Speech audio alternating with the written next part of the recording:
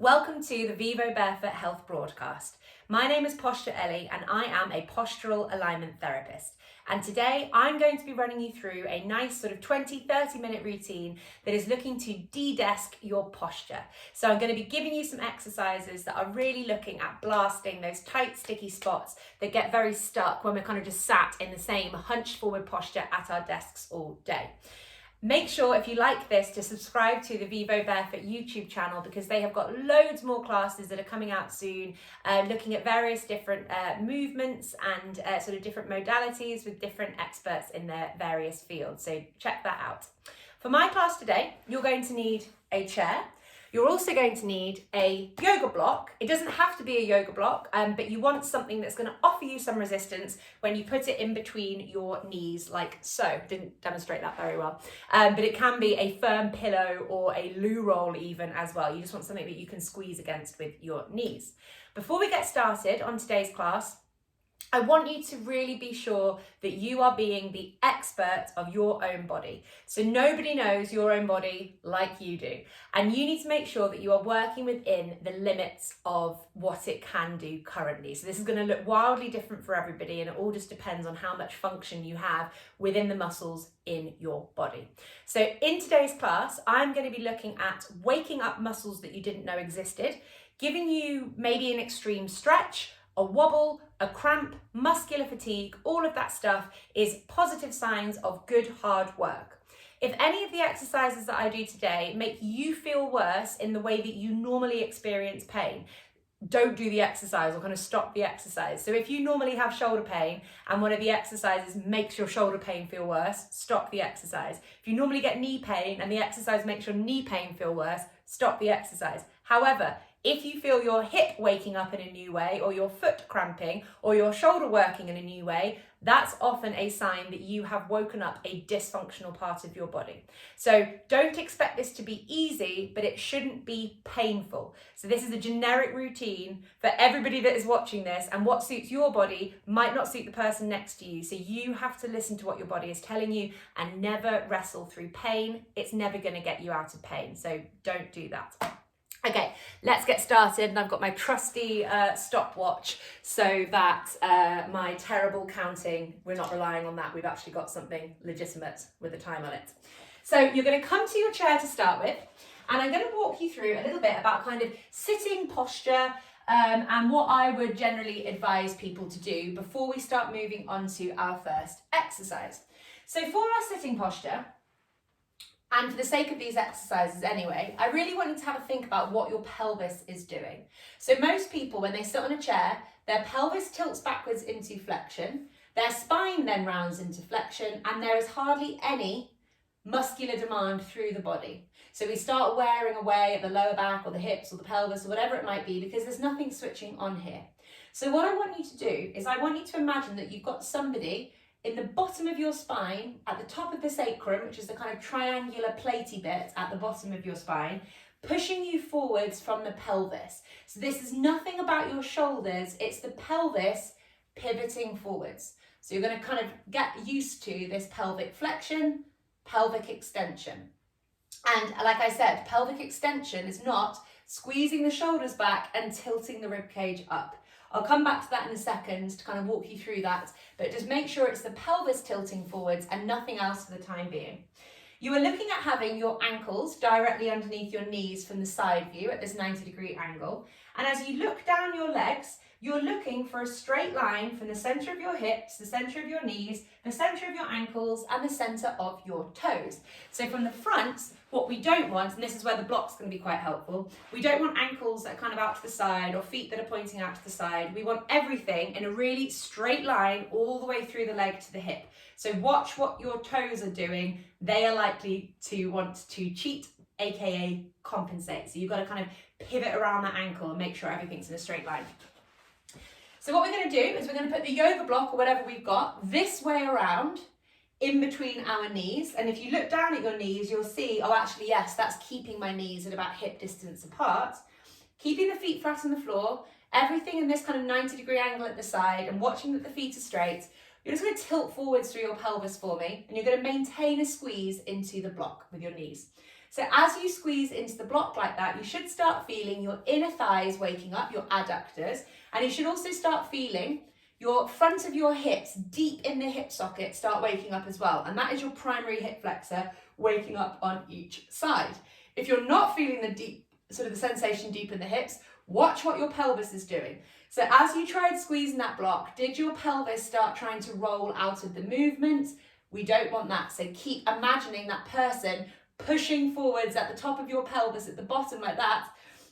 Sorry, bottom of the spine like that. They're pushing you forwards, and this is going to wake up the hips. It's going to put the work back into the hips and the lower back.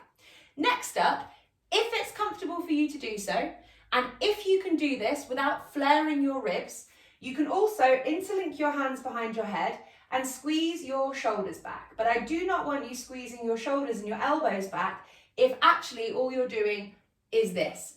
So there are lots of people that when I ask them to move their shoulders, they're actually just moving their rib cage forwards and backwards, and they then wonder why they get mid to lower back pain. So you've got to try and keep the rib cage tilted down and the elbows squeezing back. That puts the work into the shoulders rather than us compensating through the rib cage. So if you're not able to squeeze the shoulders back and control your rib cage, just keep your hands by your sides. It's absolutely fine. Let's not let our egos run away with us here. We're trying to work within the realms of what we can do functionally rather than compensating and causing ourselves more problems further along the line. So hands behind head or by the side, whatever feels comfortable, squeezing the elbows back, rib cage stays down, pelvis tilts forward. And then what we're going to do is we're going to do 40 squeezes into the block in between our knees. So we're going to do 1, 2, 3, 4, 5, 6, 7, 8, 9, 10. Keep on going. I'm going to try and do a terrible job of keeping an eye on the counting as I talk to you, but make a note as you do this that the pelvis is not rocking backwards and forwards. So you might notice that when you want to do the squeeze, your pelvis wants to start moving around. We're locking it in place in the extension position, keeping the rib cage down so there's no pressure on our lower back, and we're squeezing our elbows back so that we open up our shoulders. The work here should be on the inner thighs, deep in the hips, perhaps a bit in the lower back if this is like the opposite posture to what you're normally doing, and in the shoulders as well. It should not feel like pain, it should feel like hard work. I think we're probably on about 25, so 26, 27, 28, 29, 30, 31, 32, 33, 34, 35, 36, 37, 38, 39, 40. So what we're doing there is really starting to power up the muscles of the hips and pelvis, which is going to restore some balance if some of you have got rotation or disparity. We're also looking at reducing some torque through the legs. So some of you are going to have kneecaps that face in different directions to your feet, and this is going to help kind of pin them into the position that we want to put them in. And if you did this as well, you're also starting to stretch off that sort of front of the body, the chest, and get the muscles of the thoracic spine working behind you. Next up, we're going to do some heel raises. So obviously this is the Vivo Barefoot Health broadcast, so I have to give you a foot exercise. So everything in the upper body stays the same as it just was in that previous exercise. Pelvis is not moving backwards and forwards, rib cage is not tilting up, rib cage down, hands are either here or they're behind the head, whatever works for you. You're maintaining the block in between your knees, you're watching the alignment of your feet that they're nice and straight, and you are going to drive up into your big toes like so. So both feet are moving at once, the toes and the toe joints stay down, you're pivoting around the toe joints, you're not going up onto your toes like a ballerina in their point shoes. So squeezing the elbows back if you're doing the upper body, rib cage down, pelvis forwards, and it's not moving backwards and forwards, maintaining the squeeze on the block. And as you move your feet up and down, you're trying to keep your weight in the big toe and not let the weight rush around the outside of the foot. So this is going to be a lot easier. You can keep going for me whilst I'm doing this, but this is going to be a lot easier if you're sort of splaying out at the ankles like that, where you're sort of supinating and you're compensating. And I want you to drive forward so that we're getting that leverage onto the big toe. So the big toe is super, super important for the whole body, and you don't want to be letting the ankles cheat for you. So let's do 20 more of these. So stay powerful through the pelvis, rib cage down, elbows back, alternatively, hands just relaxed, and off we go. And work at your own pace. So I might do things a bit quicker than you can be able to do, and that's absolutely fine. Just do things properly rather than just trying to bash out as many reps as possible. 20, 19, 18, 17, 16, 15, 14, 13, 12, 11, 10, 9, 8, 7, 6, 5, 4, 3, 2, 1. Good job. So what we're doing there is, as I said, we're kind of pushing off through our big toe.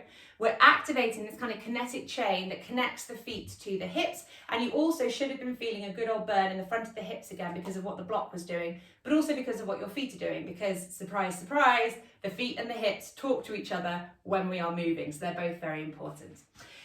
Next up, you can actually keep the block in between your knees if you think it might help you not to cheat. So actually, rather than put mine down, I'll put mine back again. You are going to keep your feet, knees and hips facing forwards in the same direction that they've been in throughout all of this exercise, all of the exercises so far. So we're going to do a twist, a thoracic twist, and you will probably notice that as you twist your thoracic spine, your knees and your feet and your hips want to come with you. So you have to keep them firmly planted in the ground, nice straight feet out at the hip, maintaining a gentle squeeze on the block because it might help you stay strong. And your pelvic headlamps continue to face forwards as you twist like so. Everyone's chairs are going to look a bit different here. You're going to use this arm, sort of the front arm, that was good. You're going to use that front arm against the knee, and with this backhand here, you are actively pushing your shoulder blade back and down. So you are not passive through this arm, you are trying to put that shoulder blade back and down behind you, and as you do that, you're going to feel more work going on around the thoracic, the upper back region. So I'm just going to repeat that again. These guys stay facing forwards. We twist only as far as we can go before the knees and the feet want to come along for the ride, because that's the pelvis compensating for a lack of rotation in the thoracic spine. So your thoracic spine is super, super mobile, and we're aiming to restore that mobility rather than letting it get away with not moving because the pelvis is helping you out. So we're going to twist like so. We're still keeping extended through the pelvis, so we're tilting the pelvis forwards, sitting up nice and straight, so we're not sort of hunching like this. And with this back shoulder, you're going to drive it back and down to get even more work. Remember to breathe. Oh, it's a nice click in my back. I'm like being my own chiropractor. Remember to breathe and keep driving forwards with this leg here so that your legs don't go with you on the twist. I've set the timer. Off we go.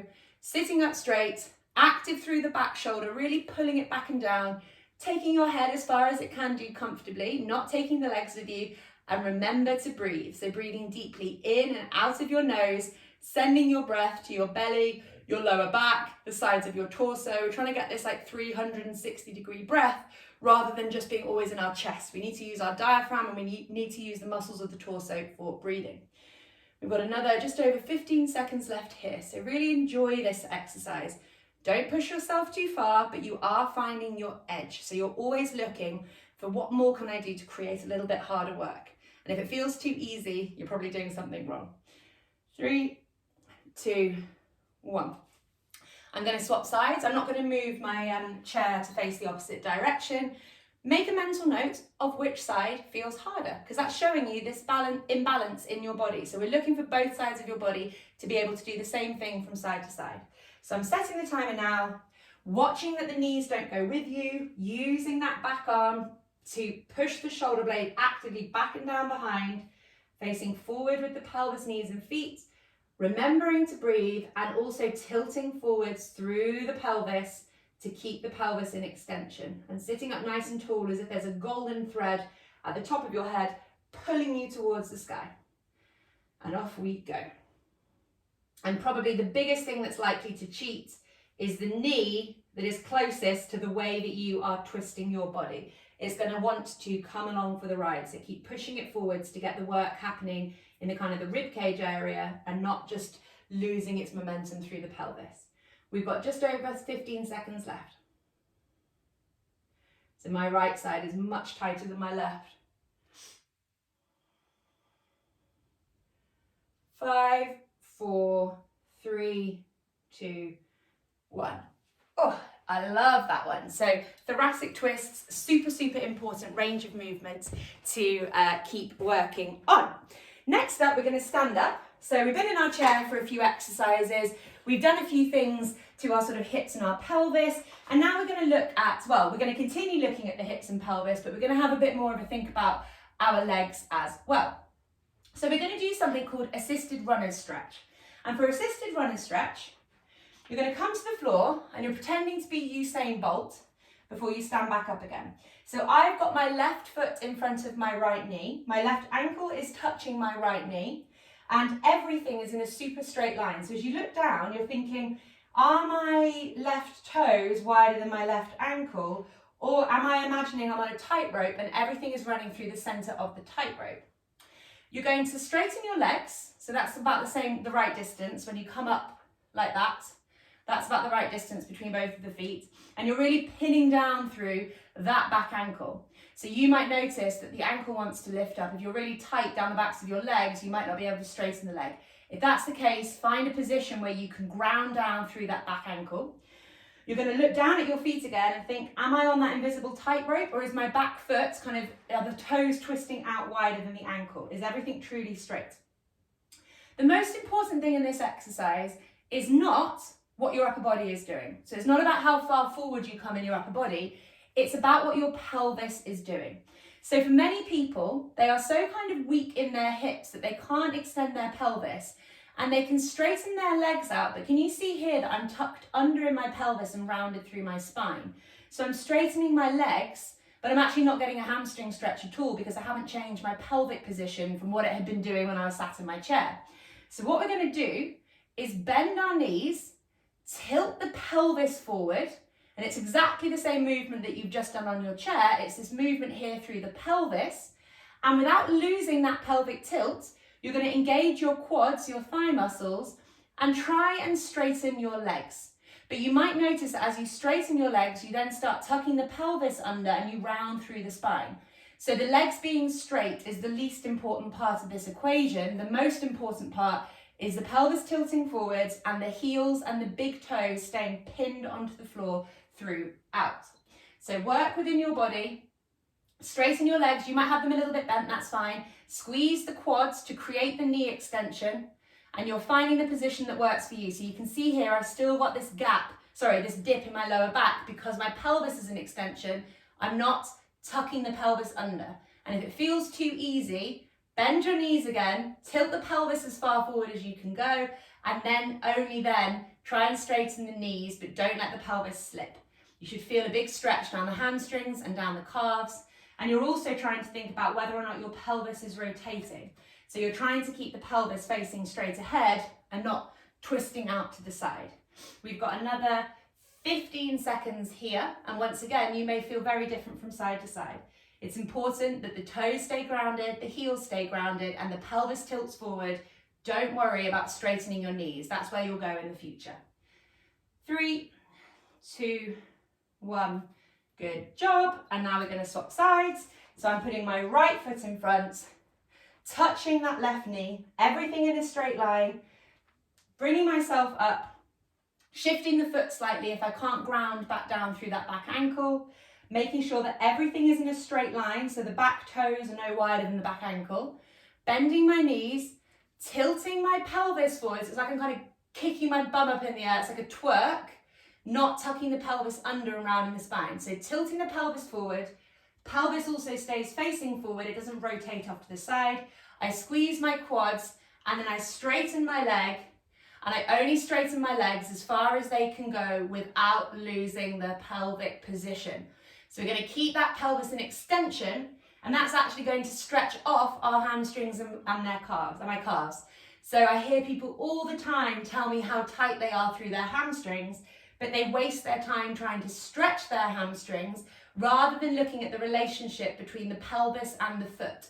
So the hamstrings are in the middle of the pelvis and the foot. So if your pelvis and your feet aren't moving well, the hamstrings aren't going to stretch. So let's stop looking at things in isolation and start looking at the body as the unit that it is. So everything has to work properly in order for your body to be able to function nice and pain-free.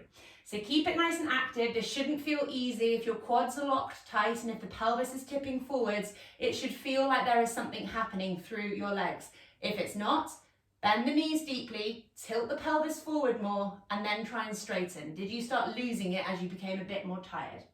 3, 2, 1. Good job.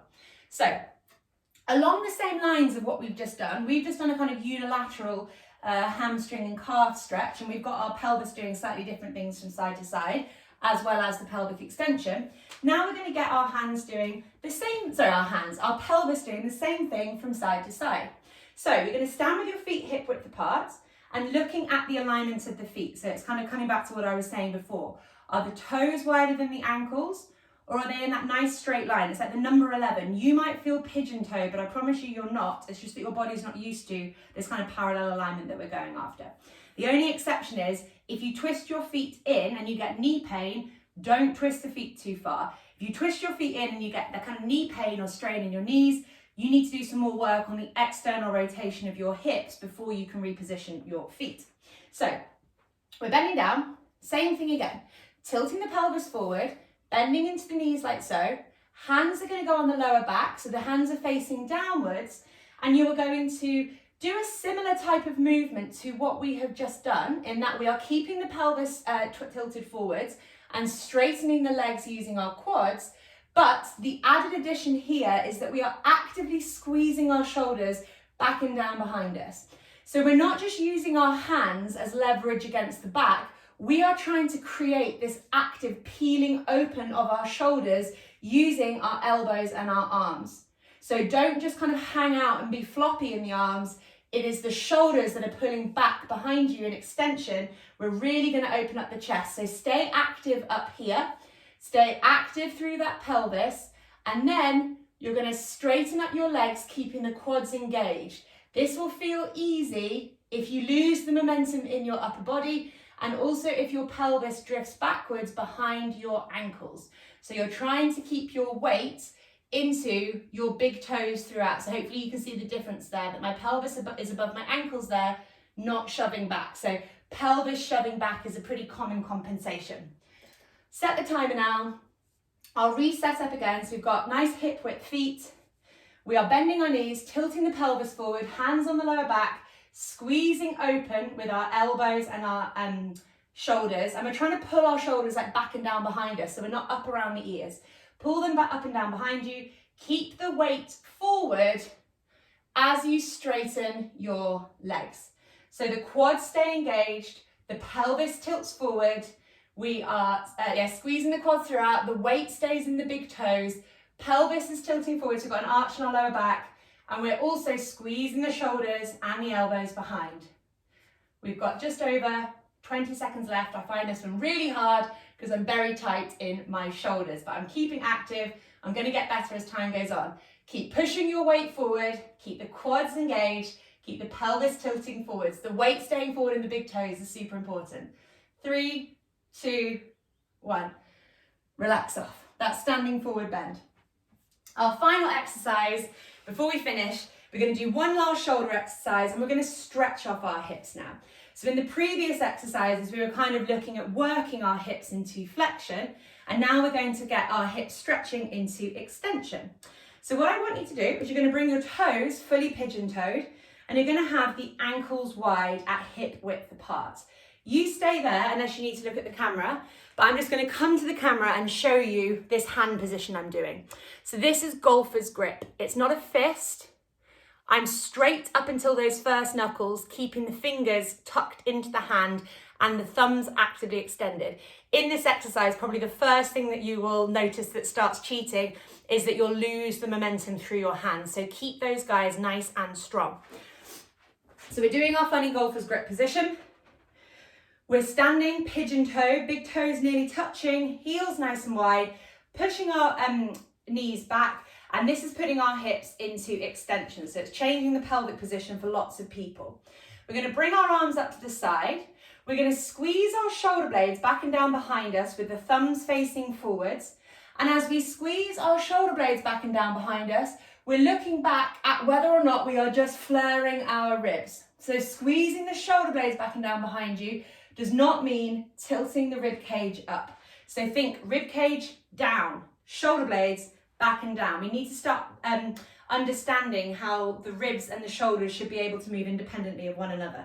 I mean, all connected, but they should be able to move as individual units as well. So the arms come up, thumbs face straight ahead.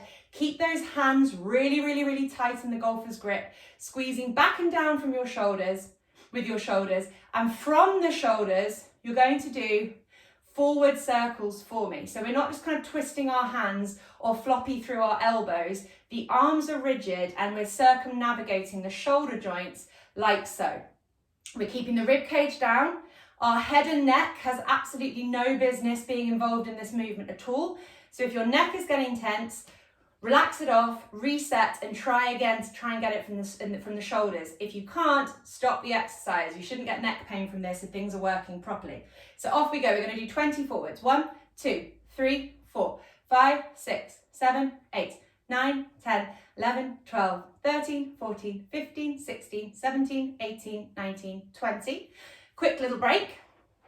Let's have a little think about our positioning again, because sometimes we can lose it. So pigeon-toed, ankles out, kind of hip width are a bit wider, straightening the knees, strong golfer's grip, arms come up to the side. We're taking our hands behind us so that the thumbs face behind, squeezing the shoulders back and down, making the movement happen from the shoulder blades, not the elbows or the wrists. So watch to see if you're hyperextending your elbows, because your elbows might be trying to cheat for a lack of movement at the shoulder. So hyperextensive elbows equal immobile shoulders. And from the shoulders, off we go, backwards 20 as well. 1, 2, 3, 4, 5, 6, 7, 8, 9, 10, 11, 12, 13, 14, 15, 16, 17, 18, 19, 20. So those are our standing arm circles. I hope that you enjoyed today's routine. Feel free to do this routine in full if all of the exercises felt good and you've got the time. If some of the exercises hurt you, don't repeat those. Try them again in the future. Your body is organic, it's constantly changing. You might be able to do it in a few weeks' time, but don't push through pain. It's never going to get you where you want to go. But just repeat any of the exercises that you enjoyed. You can do one here, one there, one every hour or so.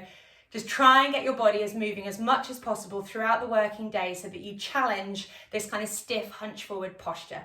My name's Ellie. Make sure that you subscribe to the Vivo Barefoot YouTube channel, because they've got loads more classes like this, and I really hope that you've enjoyed today's health broadcast with me. Bye.